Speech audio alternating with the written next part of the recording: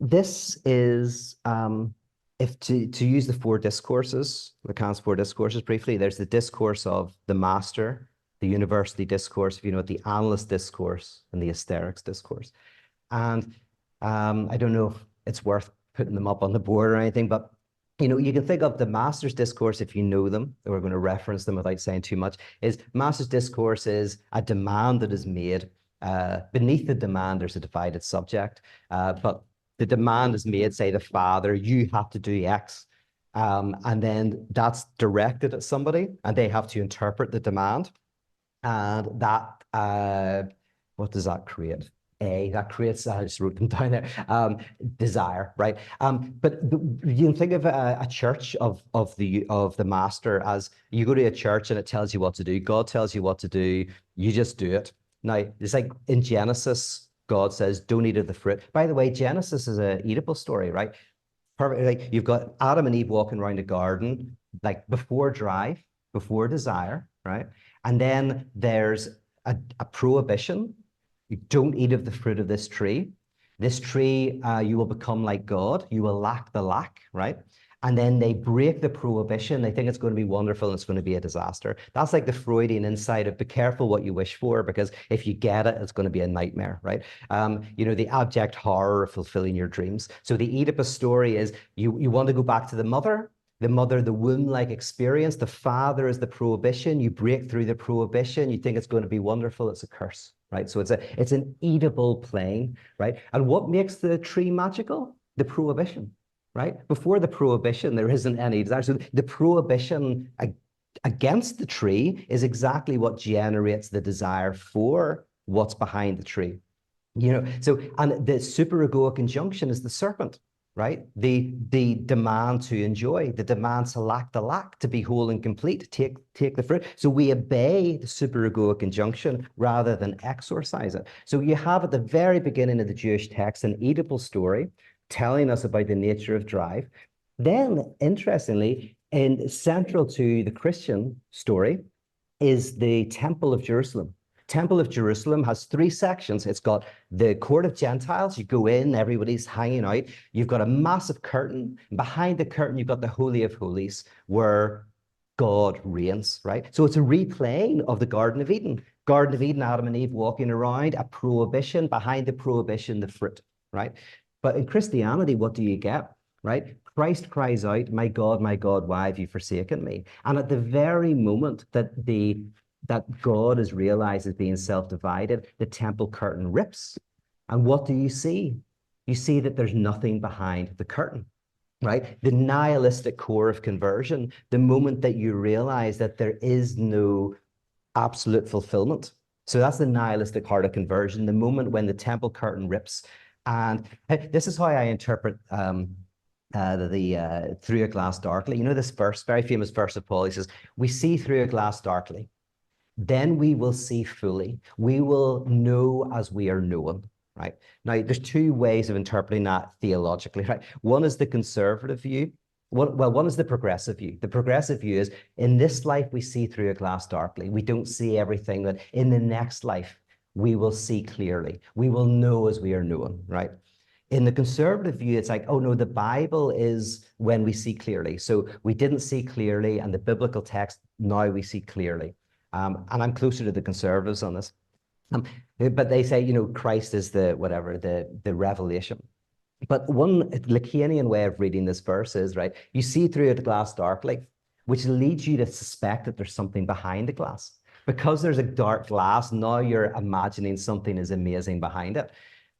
Then you shall see fully, right? Which I think is the Christian revelation, right? You see fully what? You see fully that there's nothing to see, right? That's what you see. You don't see fully that, you see fully that there's fuck all in the Holy of Holies, right? And what do you do? You shall know as you're known. Well, if you take the idea of the das Ding, that the other is ultimately an absence, at the heart of the other is this question. Then, I shall fully know as I am fully known. Well, what does it mean to know someone? It means to know someone as unknown. It means to know the dimension of das Ding in the other, not to cover over that with fantasy, to pretend, but to fully confront the das Ding of the other. I just finished producing a 4-part documentary on the life of Tammy Faye Baker. If any of you have heard of Tammy Faye Baker, if you don't, you need to look her up. Her and her husband, Jim Baker, were evangelical Christians during the 80s, the biggest evangelical Christians in the world. They had a show called PTL. They had the third biggest theme park in America. It was Disney World, it was Disneyland, and then it was PTL, a Christian water park and theme rides and all that crazy stuff, right? Now, we made a documentary about her. She died very publicly of cancer and TB, but she became very beloved in America, particularly in the gay community and also in drag community, because she looked like drag, right? She was very famous for this crazy makeup, this crazy look, right? What's fascinating about her is that she was evangelical conservative Christian who became this gay icon and this drag icon who just loved everybody. You couldn't pin her down, right? And we made a documentary about her because in our world of all these divisions, I wanted somebody who just doesn't fit into any of them, neither Jew nor Gentile, slave nor free, male nor female, right? So you can have a Tammy Faye Baker, some fundamentalist Christian sitting beside some drag queen, sitting beside someone who is active in the gay culture, gay community, all together, all crying together and laughing together over Tammy Faye fucking Baker, right? Now, the thing about her is that she was pathologically unable to defend herself against the dasting of the other. And it killed her almost, but it was beautiful. This is the injunction to love your enemy. This is the impossible injunction of Christianity. And Richard Boothby's book, I think, is brilliant on this, Embracing the Void, is that the impossible injunction to love your enemy is to open yourself to the tsunami of the dasting of the other, to not close yourself off and make the other the same, but to be able to stand in front of the otherness of the other, to remain open to that. That's an impossible demand. Tammy Faye Baker expressed that. That's how she lived. So when people attacked her in the movie, if you've seen it, Jessica Chastain is Tammy Faye Baker. There's a scene where some kids are laughing about her and she walks up to them and she talks to them. And I knew her son and I was talking to her son about this. And I said, oh, did that happen? He said, yeah, not only did it happen, it wasn't anything like that. He said, these kids, awful kids, were in this mall and they were joking and pointing at her, at my mum.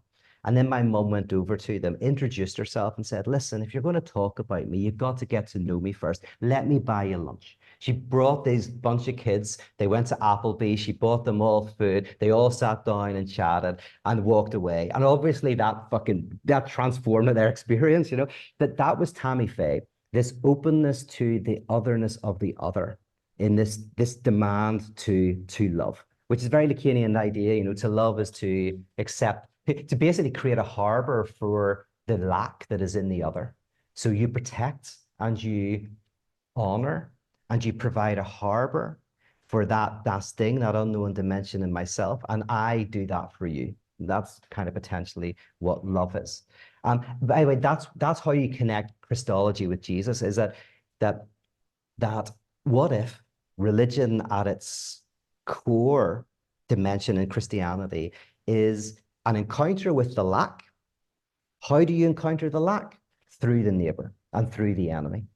So when I talk about God as the nothing, as the objet or whatever, right?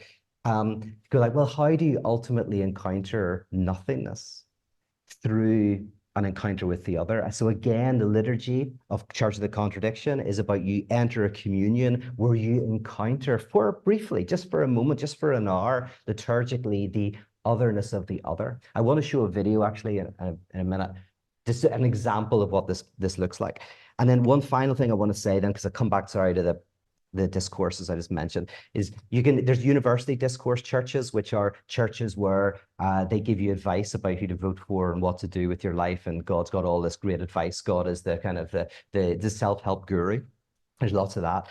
But what I'm interested in, again, I don't think this exists yet, is what does it mean to have a church of the analyst discourse and ultimately a church of the hysterics discourse? And I'll just mention the hysterics discourse because that's the one I'm most interested in. We also do a thing called, and I'm very interested in this, decentering practices. And decentering practices are the opposite of centering practices. They decenter you. That's like the analyst discourse. We'll talk about that some other time.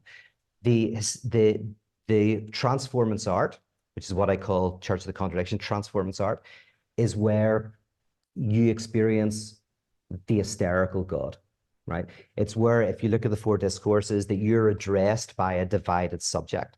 So in the Church of the Contradiction, you go into the church, you believe that this church is going to give you an undivided absolute, right? And we work with that. That's the subject supposed to know. You enter the Church of the Contradiction without even knowing it. You might not believe in God, doesn't matter, but you kind of believe in wholeness and completeness and oneness, and the liturgy represents it. Now, in the same way in analysis, if you think your analyst is just a person like you, the analysis doesn't really start. The analysis starts when you start to treat your analyst as a symbolic other, standing for your mother, your father, your siblings.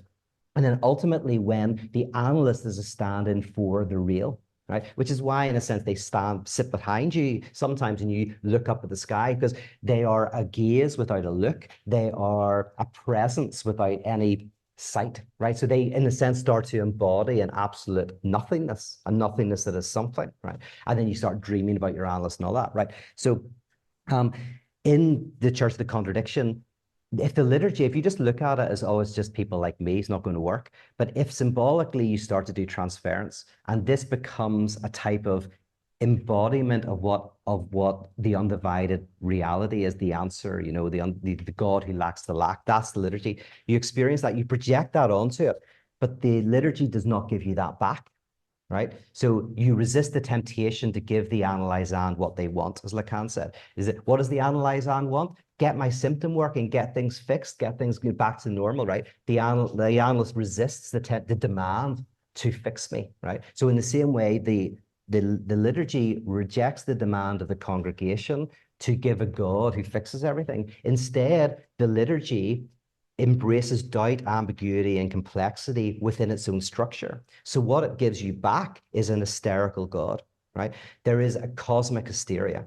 There is a cosmic anxiety, and that cosmic hysteria is found in the liturgy. And so when you go there and you go, my life isn't working out, I'm struggling, I've got these doubts and these unknowings, the comfort, the salvation is in seeing that those doubts and that unknowing is also in the heart of the absolute itself.